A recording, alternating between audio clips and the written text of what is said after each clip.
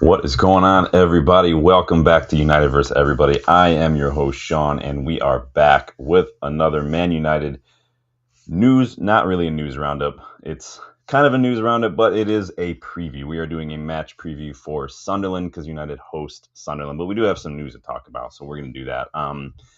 Honest to God, I didn't even want to preview this one. I was just not even up for it, man. It's not like my spirit's been broken or anything like that. I'm just like, bro, like what's the point? Like what's the point of previewing these matches anymore? Amorim refuses to make any of the necessary tweaks that I think a lot of us agree that maybe he needs to make. Again, nothing wholesale, nothing like change the formation, just a couple little things, but he just doesn't do it. The players also cannot be bothered to just show up. They're missing sitters, they're misplacing passes, nobody's switched on defensively. Like it doesn't look like we do any sort of opposition analysis whatsoever either. So it's just like it's more like I'm just kind of resigned at this point to sitting back and it's like, whatever happens happens at this point really. But hey, we're going to preview it nonetheless because, somebody has to give a shit. We can't rely on the players to do that. So here we are. So we're going to dive in. Not going to be too long, but it's going to be fun. Like the video, though. Please subscribe to the channel if you are new. And if you want to support the channel and play a part in the content we put out, please check out the memberships as well.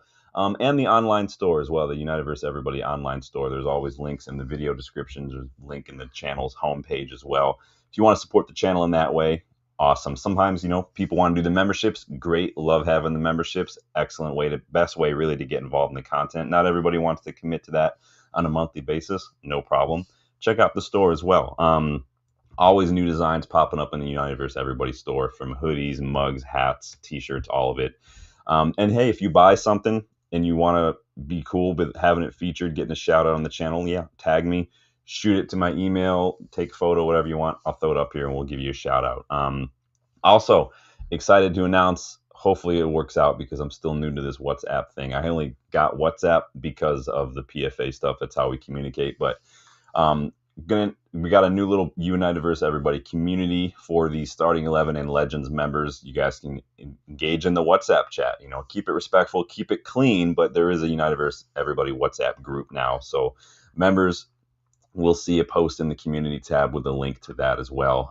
So go check that out as well. And also, remember last night Dylan and I did that special edition kickabout looking at managers who we think could replace Ruben Amorim if Ineos decide to go ahead and make a change. We went through 8 managers. If you weren't able to catch that live, go back and check it out. But you'll see that pinned in today's chat, there is a link to a poll, free online poll. Go vote, have your say, shout it out. Just let me know on the vote, what of those 8 managers would be, who would be your top choice.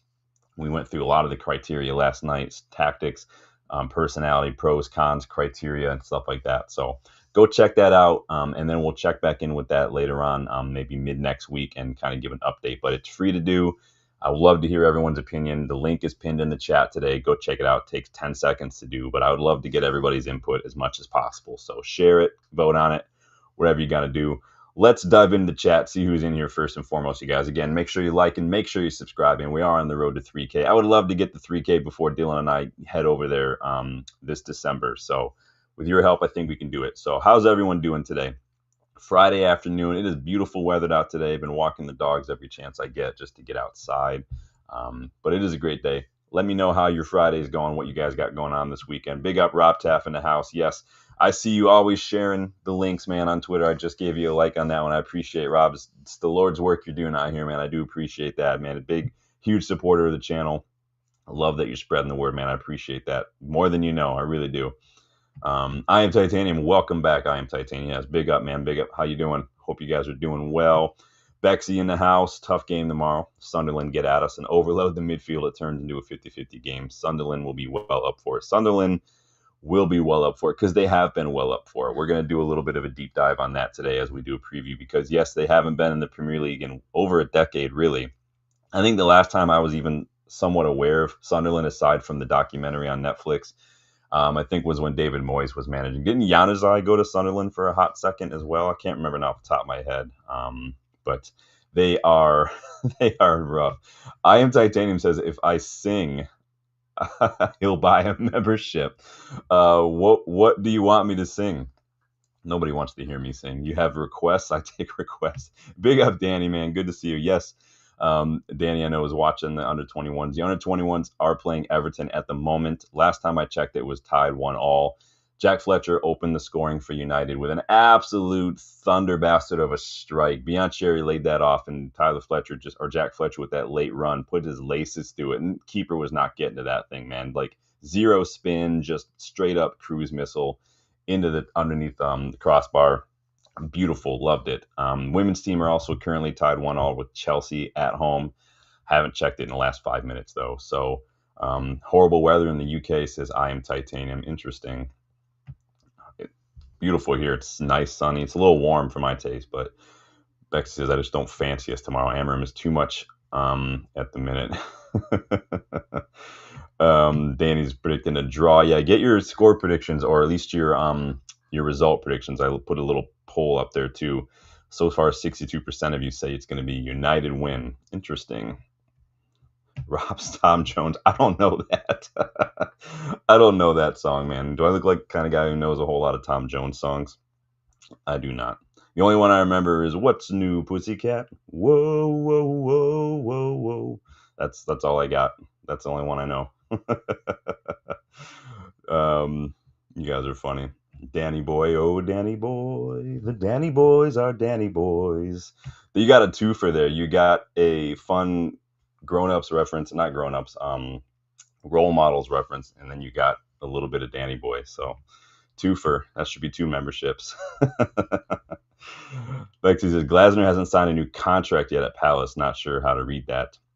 Have United touch base? Well, we talked about that a little bit last night, Bexy. The kickabout with Dylan went through 8 options. Spoiler alert, Glasner was on there. We did talk about his contract situation. I do fully believe that if they continue to sell players, I would put money on it right now that if Crystal Palace sold Guehi to Liverpool in January, remember that they wanted to buy Guehi and it didn't happen last minute. If they sell Guehi in January, I don't think Glasner stays. And so I do think that it could be a bit of a shrewd option out. The question is whether or not Ineos would get him in mid-season, or if they would just wait till his contract runs out so they don't have to pay him. Either way, they'd have to pay off Amorim, at least if we sack him before November. But it's all very convoluted. A lot of the options that we talked about last night are gettable options.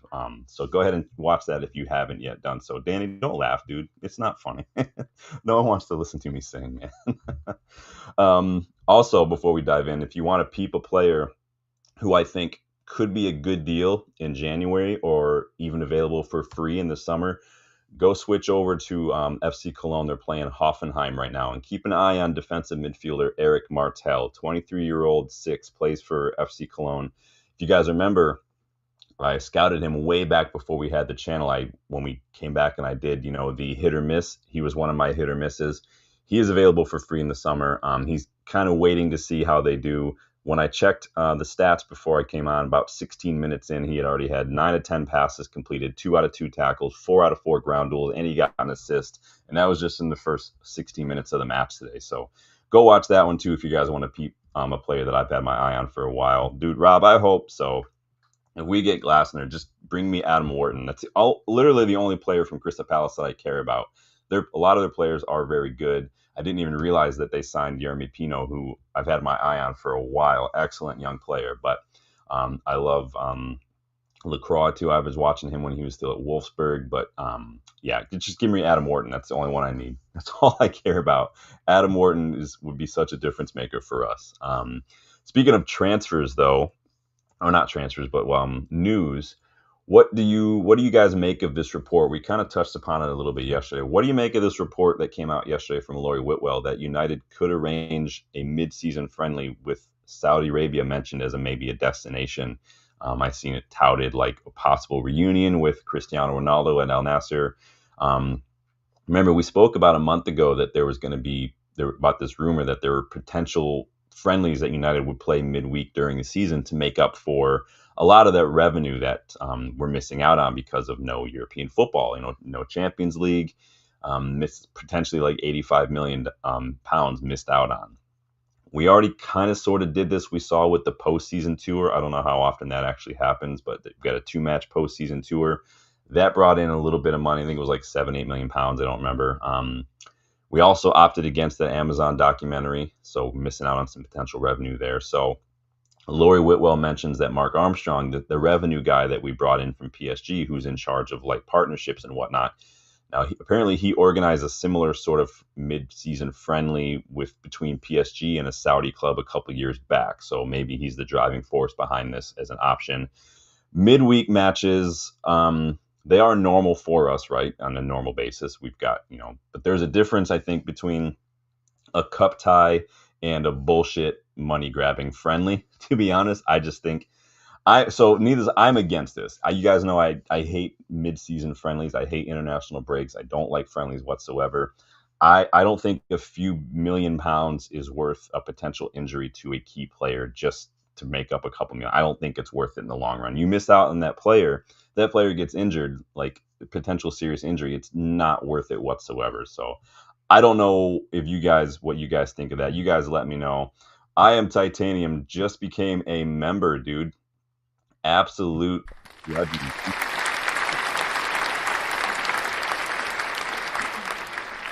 Appreciate that. Absolute legend, you guys. Yes.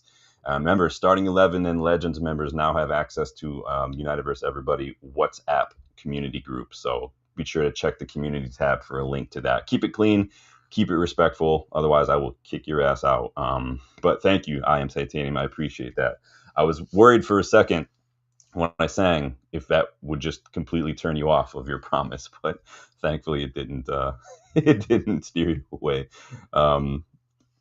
Bexy says there's no way of knowing if another manager could turn this around, but I do think Glasner has top experience in all levels. He's a Swiss Army knife. Yeah, he is. He's adaptable. I like same formation, very different system. He's very compact, very pragmatic, mid to low block instead of kind of leaving a lot of space exposed. So he is definitely a little bit more defensively sound when it comes to just the way he sets his sides up. So again, it highlights the difference between system and formation. They're not the same thing. So, but yeah, go check out the video. So far, I think Glasner is winning the online poll. Again, there's a link in the chat, pinned to the top of the chat to go vote for your pick. Go watch the video first if you want, and then you can go vote, or you can just go vote now if you know. But there's 8 options, so go check that out. Bexy says, Amaranth's press conferences are like awake now. I feel like shutting the curtains. There's really nothing to be said. Literally, I only pay attention in case there's team news at this point. Rob Taft says, Turkey El Sheikh bought boxing, then $1 billion into DAZN. Now bought EA Sports. He's a United fan. Oh, you're talking about potential new owners. Now remember, the Glazers can listen to new offers now. There was that 18-month clause into the Ineos ownership contract that if Sir Jim hadn't made a full purchase by 18 months, Ineos could listen to other offers and Ineos would get their money back basically and then be like, well, it was fun while it lasted kind of a thing. How shit would that be though? Like if Ineos came in and within the first like 12 to 18 months fired all these people, all these staff members, and then they turned around and were basically kicked to the curb as well because they like, how pissed would you be if you were one of those staff members who got sacked, dude? I wonder, like, if we got a mega rich owner. This isn't me saying I want a mega rich owner. This is me just saying hypothetically. If a mega rich owner came in and Ineos had to leave, I wonder if those staff would get their jobs back? Like maybe not all of them because there was a lot of probably unnecessary waste in terms of just a bloated staff, but I wonder what would happen there. Would they at least get free lunches back? Like that's messed up. If I got sacked like just because the club was shit with its finances for years, and then the owners that sacked me got got kicked out, I would be an absolute mess. So yeah, I don't know who that is, Rob, but I will. Yeah, Danny, I won't get you started on Ineos, brother. But yes, I don't know how you feel about these friendlies. I hope that this doesn't happen. I just don't think it's worth it. Honestly, it really isn't. I do not want to sit here and have to do this just to make up for some money. That to me is just like it's a little more creative than just firing people to save money, like because this is generating. But I'm like, there's no. It's friendlies are not the way to do it. We don't want more football. I don't like that at all. So Get your like button smashed, guys. Get the subscribe button smashed if you are new. Let's dive into this match here for a second. So, head to head, it's difficult to do a head to head with Sunderland since they haven't really been in the Premier League for well over a decade. But I did watch quite a bit of them last season, back when, Job Bellingham was kind of kicking around the midfield. They've got a lot of really good players. I've done scouting reports on a couple of them as well. They've got some really good players there. Like Dan Neal's still there. Done a scouting report on him. Good midfielder. In terms of head to head on table position and form, though, Sunderland have burst back onto the Premier League scene in really kind of powerful fashion. They currently sit fifth in the table, just one loss, two draws, and three wins. Like, better than us for sure. 4 points ahead of us because we're sitting in 14th right now. We seem to just be stuck forever, perennial, like bottom half of the table these days. Just when you thought it's like we get out and it's just boom, we just disappoint us and we just back down. Yeah, you can argue that several of the metrics and the statistics paint a very positive picture, like XG, all this stuff. But again, positive is probably the last word on my mind when I actually watch us play, because the numbers don't necessarily tell the whole story. XG, for instance, a lot of that is penalties. We've had quite a few penalties. A lot of that is second half. For instance, against Man City, our best XG in that match, second half, City were already up 3-0, so they were happy to sit back, and we just peppered shots and stuff and just hoofed it in the box. That will lead to a very misleading statistic, especially when it comes to XG. And so, plus our players are shit, so XG doesn't really mean anything right now. But Sunderland have already taken points off West Ham, Villa, Palace, Brentford, and Forest this season. Teams who also tend to give us trouble. So they've come back.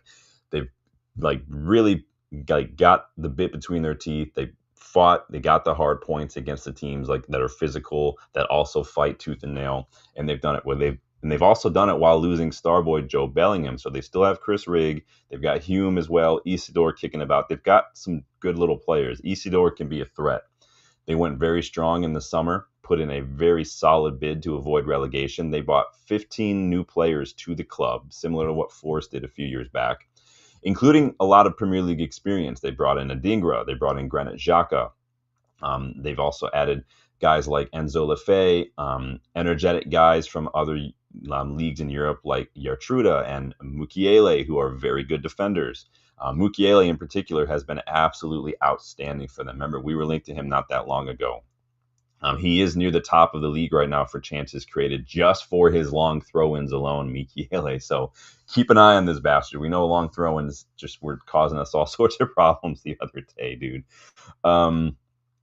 It was a big risk the way that Sunderland went hard in the paint with their spending, but we've seen many many clubs struggle to get so many new signings to gel amidst also that pressure of just trying to stay up. Sunderland seemed to have just done very, very well, at least to start the season.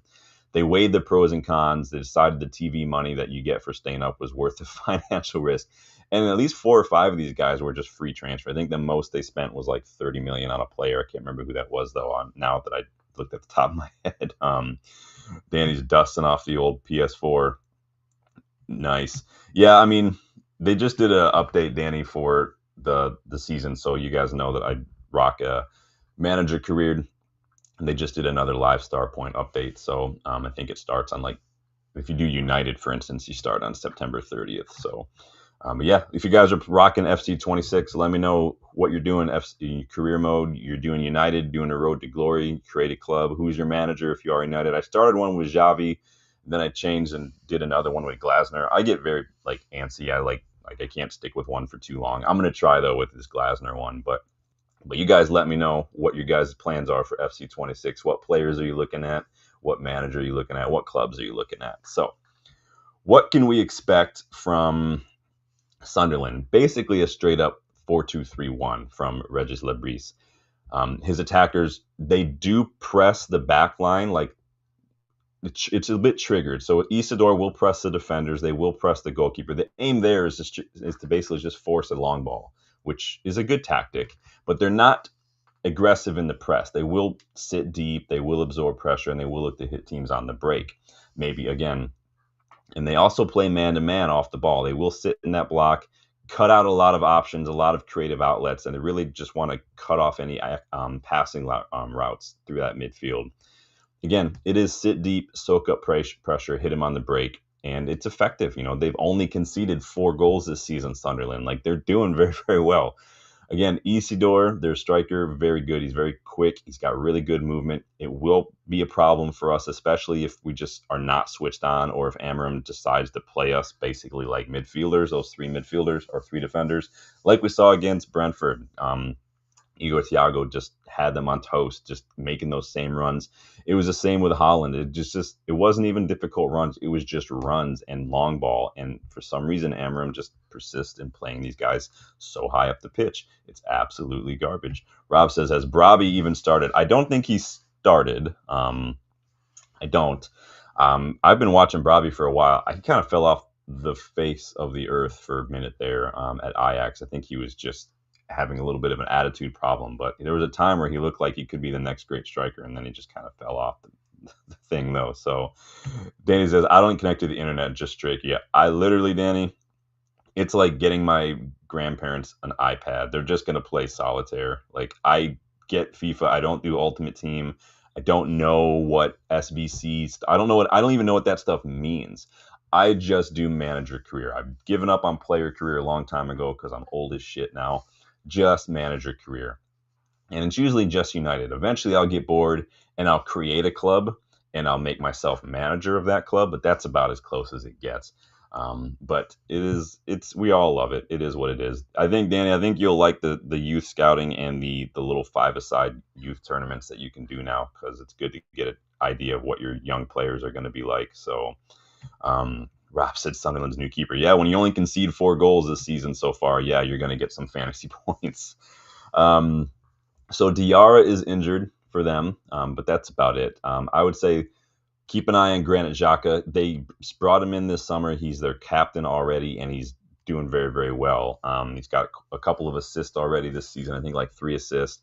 He'll be pulling the strings. He will be the experience in there. Lefay, Siddiqui are probably going to do a lot of that running, a lot of that movement, and kind of move off him to kind of receive the ball and cause problems for them as well. Chris Rigg probably not going to start, but he can cause problems. Again, Isidore is the one to keep an eye out for. His movement, his pace, his aerial prowess, his hold-up play. He's a good striker. And then Mukiele, probably their biggest danger man. His throw-ins will cause problems. He is very good in the air. He gets a lot of hang time, and especially with the set pieces that we concede, like no one just wants to jump. I easily see us conceding. And don't sleep on a long range Granit Xhaka goal either. He loves a long range goal against us, dude. Rob says Xhaka like a Paulinho signing. Yeah, he was a very shrewd piece of business. I had actually picked Christian Eriksen to go there as well on a free. I thought he would have been a very good pickup for them too. But alas and alack, he's at Wolfsburg now. So United, what's our form like? Is shit too technical a term? Is that going over everyone's head? Like, do I need to dumb that down for everybody? We're shit. Obviously, we're in 14th, not doing very well. We just need to be switched on, really. And Amorim needs to get the team selection right and the setup right. We are way too open.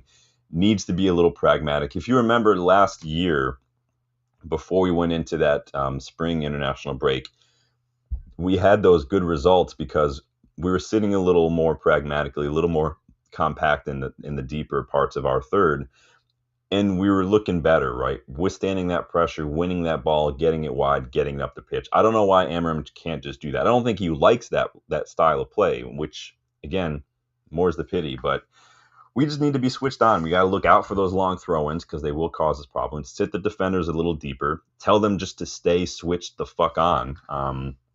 Because, again, Isidore can easily do what Thiago and Holland did to us.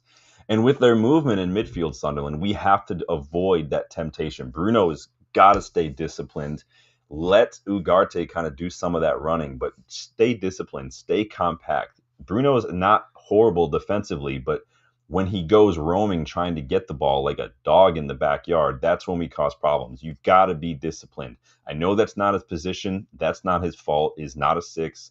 It is what it is, but Amorim needs to control the way he's using Bruno and his midfield partner, because that's what's causing problems and what's leaving us so open. Glasner, more compact in midfield. Amorim, everyone's kind of doing their own thing. We've got to chill the fuck out. Stop pressing everywhere. Be a bit more patient, a bit more disciplined. When we just look like dogs chasing a ball, man. Just be smart, be patient, be compact, be hard to get through, and then figure it out after that. Look out for these set pieces. Look out for their press. They do win a lot of balls in midfield, so we need players who are good on the ball. I think Cobby really needs to come in and start. I think he can do a really good job for us. Just his press resistance, his ability to beat that first press and create space for himself. He's good on the ball.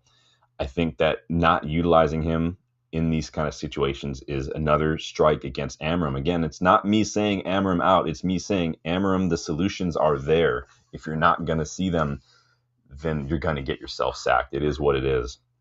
Sunderland also do a lot of work in their first half. If we can withstand that early storm, and I think we could expose some of their lack of depth later on in the second half. Again, they do tend to concede a lot of goals in the second half. So I think if we can weather that storm, be smart, I think that our quality will kind of hit them later on. So let me get caught up on the chat. What are y'all doing here? Danny says, Doof was a great signing for West Ham. Looks better than Dorgu and his final ball's quality. We missed out on a lot of players, man. There are so many good midfielders, so many good players out there that we just didn't take a look at. I've seen some people already questioning, why did we sign 3 attackers? Maybe we could have just didn't need. We could have stuck with Ahmad, maybe started Mizraoui on the right. Who knows, man? Rob says, please no behind here in goal. And Harry Maguire is not bad defender, but in the high line, he looks like the worst defender you've ever seen in your life. What are you guys saying here? Rob says Ahmad or Dallo. I'd pick Ahmad, but Amorim will pick Dallo. Well, Ahmad is just back in the squad after bereavement, but yeah, let me know what your starting 11's going to look like here. I given up trying to predictions. It just doesn't really make a difference. So Licha and Mizraoui, I've read, were both still absent from training, so it doesn't look like Mizraoui is going to be ready till after the break. So that leaves that right-hand side a little open. Ahmad, again, back from bereavement. A little bit of a reunion for him. He did go out on loan to Sunderland a couple years back, where he was used as like a free-roaming 10 and did very, very well for them. Malacia back in the first team squad now. He's returned to training after he didn't get his move. I think Elche were the club that were in for him.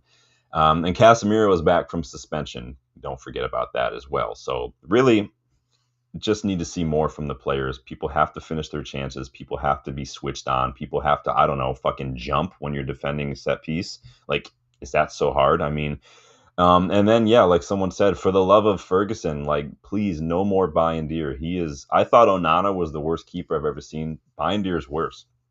Bayindir is so much worse. If Bayindir starts, you might as well just give Sunderland a 1-goal lead to start the match, because that's basically what we just put ourselves in. But again, it's stuff like that that's a major factor while we're struggling. Like, you have to just pick the best players. He's not helping himself by the team selection. If you stop by for last night's video, I addressed a few people in the chat to start that show, like regarding Amorim. Like, yes, the players are shit. They're not doing what they need to do. And maybe some of them just don't know how. We've talked about that many times. But Amorim, he shares a lot of the accountability, responsibility for this because of the things that he's just not doing. He's not learning. He's not making the changes. And his team selection is shit. It's just ridiculous, man. Start Senne Lammens in goal. I'd like to see Heaven. I'd like to see Manu. I think that we need a little bit more mobility. If you're going to start Maguire and Delete, you can't start Shaw. You've got to start somebody else, man. It's ridiculous, man. Rob says, has Heaven been locked in a cupboard at Carrington by the player leadership team? I have no idea. Danny says, if I see Bayindir, Shaw, or Dallo starting, I lose my mind. Yeah. Shea Lacey was not with the under-21s. I know that he I thought I saw maybe photos that he was with the team training, the first team. I'm not sure what that means. I doubt he's going to be on the bench. Still 1-1 for the under-21s. Still 1-1 for the women's team as well. So just giving everybody a little bit of an update for anyone who's watching that. So what do we got here? So we talked a little bit about Amorim, the things he's got to do. I do think that he's on more of thin ice than the press will lead you to believe, because Lloyd Whitwell came out this week and kind of talked about this. So in the pre-match presser, Amorim was adamant that the losses that we've had so far this season were not a system issue. I'd argue again that the team selection and the setup, specifically that midfield, the rest defense and midfield, I think that has been an issue, and that is a system issue. But we can agree to disagree, Ruben. It is what it is. But so on the Talk of the Devils podcast this week, Lori Whitwell claimed that Sir Jim and Ineos, they're planning to give Amorim at least to the end of the season to see how he does with all these players. I mean, we've heard that before with pretty much every manager as well. So again, this is why some of this stuff I just let it roll off my back, because it's nothing we haven't heard already before. So we'll see, if they really feel that way, or if they're just like, no, you got to go. But I will be keeping a close eye on the players as well for this one, especially when it comes to effort and staying switched on and focused, right? We've seen them give up a couple times when managers have kind of had one foot out the door. I'm not saying that they're downing tools. I'm saying watch them and see how they play, and it could give you a good indication of what the mood is like, maybe what's going on behind the scenes. If they're all tend to be singing from the same hymnal when the camera's on them and they say, oh, it's on us, it's not on Amorim, it's not the system, we've got to do better. They're all saying the same things, but the proof of the pudding is in the eating. Like, fucking couldn't care less what you say in front of the camera, what you say on social media. I care about what you do on the pitch, and what you're doing on the pitch right now is just not good enough. Regardless, what do you guys' starting 11s look like? Who's got a starting 11 for me? Danny says Fulham switched to a back five tonight, looking horrible. Oh, yikes. Titanium says Ineos wanted to keep Town. We've seen it with every manager. It's called the kiss of death for a reason. It's just, we see it all the time. Rob says United press release about backing the manager mean little. They have to put out positive noises. Yeah, well, we've seen it every time. We see it every single time, every single manager. I'm not saying that means Amorim's gone. I'm just saying we see this every single time. Big up, Agile. Good to see you again, my friend. You're just in time to give a score prediction and maybe provide me with your starting 11 if you guys got a starting 11. I don't bother predicting them anymore because what's the point, right? I do want to see Lamin start. If Bindier starts, I might just switch it off. I literally might just switch it off and go enjoy my morning, because like, you just know how it's going to go. You just do. The guy is absolute shit, dude. Absolute shit. This is an absolute must win, and I feel like we've been saying that over and over. I mean, how many thumbnails can you look back since Amorim's got here and it says like must win, must win, must win? Like, this is ridiculous, man. It's got to be all 3 points tomorrow, or to me it's a loss. Like, I don't even want to draw. You have to beat Sunderland. I've said it since the start of the season. These are the teams. Like, I don't care if you get a loss against Arsenal or City or Liverpool. That's expected, especially at this point. You have to find a way to beat these Burnleys, these Brentfords, these Fulhams, these Sunderlands. You have to find a way to not only beat them, but beat them comfortably, control those games. And we're not even doing that.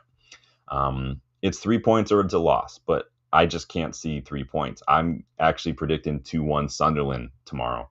Xhaka long-range goal, probably a set-piece goal as well. I just think it's going to be 2-1. Some of you guys are saying draw. I am Titanium saying 1-0 Sunderland. I'm saying 2-1 Sunderland. Agile says 2-0 if we're lucky. Danny's got a starting 11 in here for me. So what's Danny saying here? What do you guys think of this? Lamins, Yoro, Delit, Heaven. Yes, I do like Heaven in there. Dorgu, Ahmad, Casemiro, Mainu. So you're just dropping Bruno. I like the idea. It's not going to happen. He's not going to drop him. He should, but he's not. It just is what it is. And funnily enough, Bruno can do that deep lying playmaker, like what you see from like Adam Wharton or something at Palace. He could do that if Amorim just told him, like, stop running around, sit there. Bruno doesn't like to do it, and I think because of the kind of leader he is and the mentality he has, when we're behind it, when we need something, he wants to be the one. He backs himself to make the difference, and that's why he goes hunting for the ball, because no one else can do it. And I get that, but he's just got to be patient. And I think patience is something Bruno definitely lacks. So you say Manu Cunha and Bruno Shesko. All right. Yeah. Casemiro, Manu, it's a bit of a slow midfield, but again, if we're sitting deep, it's not that big a deal. The question is, do you trust Casemiro to move that ball well enough in midfield? They do win a lot of interceptions, and they do win back possession a lot in that middle of the pitch, Sunderland. So we do want to have some press resistance there. Agile says, I'm not waking up at 4:30 to watch this shit. Oh, yikes. So Danny's calling it a 2-2 or maybe 1-1. Interesting. Agile says Brentford was the first and last. Yeah, that was a rough one. Getting up early for that shit was absolute freaking torture, man. Seriously. It was 7:30 kickoff for my ass. Rob says Heaven, Delit, Yoro back three, Dorgu Ahmad, Menu, and either Ugarte or Casemiro. So basically same as Danny's. Interesting. Danny said Bruno on my fantasy team, so I hope he's not dropped. Oh, hence the cognitive dissonance that prevents me from playing fantasy football. Big up Chat Sport in the house. He's actually going to drop Shesko and put Cunha up top. It's funny because you probably could. If you watch them against Brentford, they were basically, when we get the ball wide, they were basically making the same run. Like I commented, like if you threw a blanket, you would cover both of them because they were both kind of, they had their eye on Mbeumo, both kind of curling that run towards the center of the box. And it's like, you guys are literally 3 yards from each other. Cunha needs to peel off to that back post or something.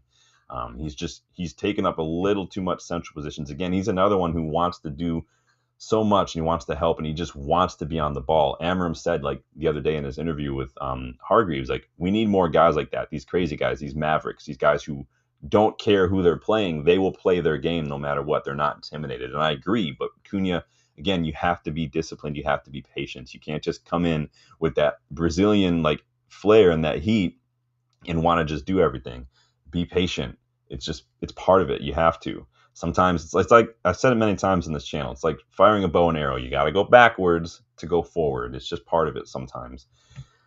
Iron Titanium's going with a 4-2-1-3, going with a completely different formation here. Lamens, Dorgu, Delit, Yoro. You starting with Leon. I mean, I don't have a problem. I just don't think it's going to happen. And honestly, Leon, if you watch him in the under 21s last week, he's still raw. He's still just 18. He's still struggling even at the under 21s level. So he's definitely not one who's going to be in and around the first team starting 11 anytime soon. I think maybe if we were still involved in the Carabao Cup, perhaps. But you're saying Casemiro, Menu, Bruno. So you're kind of putting a little bit of I see what you're doing there. So it's basically a 4-2-3-1 is what you're saying. Gotcha. Rob says Dallo and Dorgu poor at crossing. Bruno doesn't like passing to a striker. Whoever is up top is doing a graveyard shift. Yeah. And I'm not going to sit here and try to be revisionist when it comes to Højlund, but you guys know that I did say many times last season that we weren't finding Højlund's runs. And it's very similar. We just aren't. We're not doing a good job. We've got, again, it's another situation where Mbeumo and Cunha want to cut inside. No one's really putting balls at the back post. Ahmad has got a little bit of that Ashley Young about him where he's not putting a ball in with his right foot. He's going to stop. He's going to turn. He's going to put it down on his left. So you kind of know that he's always going to do that. Or remember, Anthony did the same thing. And so Ahmad has got to do a little bit more for me this season too. He's 23. He is already on the bench. He's not guaranteed to start every week. He needs to do better, or he's probably another one that could easily be sold. Rob says, Vivell doing a great job getting talent, but Barada passing them off as first-team signings. Well, Wilcox did that too. We said that about Heaven, and to be fair, Heaven is in the first team. He's got that low shirt number. We kind of got that vibe already. And so, to be fair, we have done that. I like what these guys are doing. I think we just let them do their thing. Barada has got the bigger job. Wilcox, he's got the director of football, but I don't want him to try to do too much. I like what he's doing with some of the poaching some of the academy talent from around the league. I really like that. So a lot of us saying draw. I think somebody said a win. I'm going 2-1 Sunderland because I just don't see it happening, man. Agile says, do you think if Shaw gets dropped, he will miraculously get injured again? I'm surprised Shaw's not on England duty, to be fair. I'm shocked. I'm honest to God shocked. Agile says, this type of character Shaw is. When things don't go his way, he phones it in. Shaw's just one of those weird conundrums. He's been our player of the year a couple times. And, 22, 23, he was an absolute boss. He was just a boss. 21, 22, again, he was just good seasons for him. We'll see what happens. He's definitely not going to be able to play left back anymore or left wing back. And so, again, we've said when Amorim was appointed, he probably would be playing left side center back. But again, just injuries. And he just has these weird games where he just is completely out of it. And then other games, he looks just fine. It's just really weird, man. Absolute realer. like I said a couple times, I don't want Amorim gone. I just want him to do better. It's the same with every manager. It's the same with every player. You guys have been following the channel long enough. You know, I'm not out in sack, fire, sell, whatever. It's just I want you to do better. But if I'm not seeing that there's any effort to change, I'm not seeing that you're learning, I'm not seeing that you're putting in the work to try to do better, then what am I supposed to do? I can't want Amorim to do better more than he wants himself to do better. You know what I'm saying? So he's got to be open to just making a couple little tweaks and adapting a little bit. He has to realize he's a young manager. He just turned 40.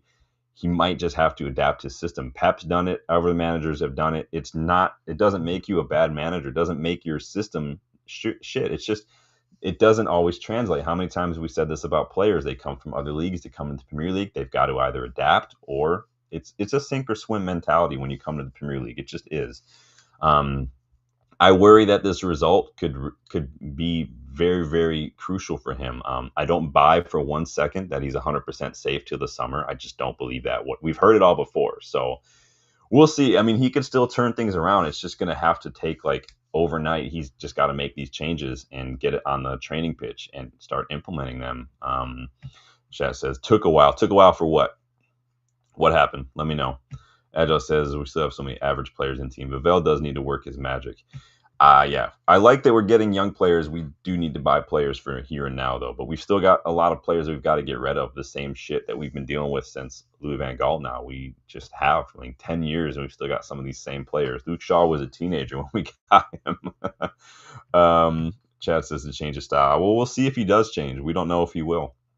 I know he gave that interview, and he's kind of made this remark. Like, I know all these people are, these other channels are like, he's going to change, he's going to change. I'm like, that's not what he said. He didn't say he's going to change his system. He said when he feels like the players are getting the current kind of phase of his system, then he'll move on to the next part of it. Like maybe he just doesn't think they're ready yet. Again, his system is not just necessarily even where they're sitting on the pitch and position.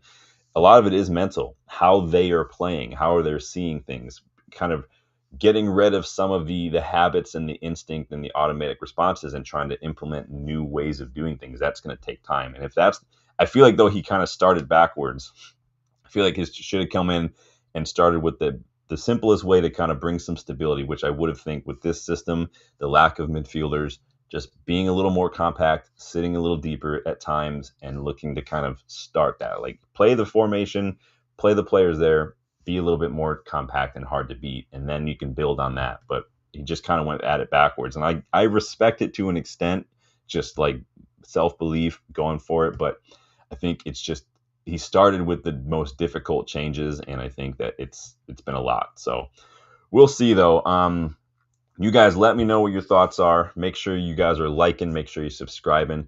Go check out the memberships. Again, new perk for the Starting 11 and Legends members. You guys now have access to a United vs. Everybody WhatsApp community group. So there's a link in the community tab that only Starting 11 and Legends members can see. Go check that out. So that's an option. Go check out the United vs. Everybody store. Again, memberships, United vs. Everybody online store. Best way to just support the channel if you guys want to do so in that manner. Not everybody wants to commit to the memberships. You know, the store's there as well. Stuff's not expensive. It's unique. So never any pressure, but I just always like reminding people that it's there. And then again, pinned to the chat is the link to the poll. There's also a link in the community tab on the channel. Go vote on your manager from last night's video, who you'd want. I think Glasner is winning at the moment. Go vote, and then we'll check back in with that poll next week and kind of see where everybody thought. So go vote on that. Let me know your thoughts on that, you guys. And if you weren't able to catch the live, leave a comment. Let me know your predictions for the score tomorrow. Hopefully we'll be back talking about 3 points before this international break, because this is going to be a long-ass international break. But we will have some scouting reports for that break as well. I'm probably going to break those up into positions, defenders, midfielders, attackers, kind of thing. You guys know I like to look at some young players. So let me check in with these under 21s real quick before I let you guys get out of here. Where are we at right now? Ooh, we are up 2-1.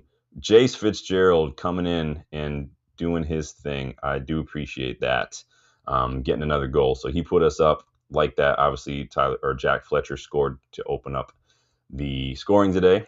Women are still drawn 1-1 with Chelsea. So I'm going to go probably watch the second half of this Bournemouth match. So guys, take it easy. Enjoy the rest of your Friday. Don't let United ruin your weekend if we lose. Appreciate everybody for stopping by today, getting involved. Appreciate everybody for checking out last night's video too. And if you want to have more talk during the match tomorrow, again, check out the WhatsApp group. We can chat during the match and stay in touch that way. So take it easy, guys. Enjoy your day, and I will see you guys on the next one.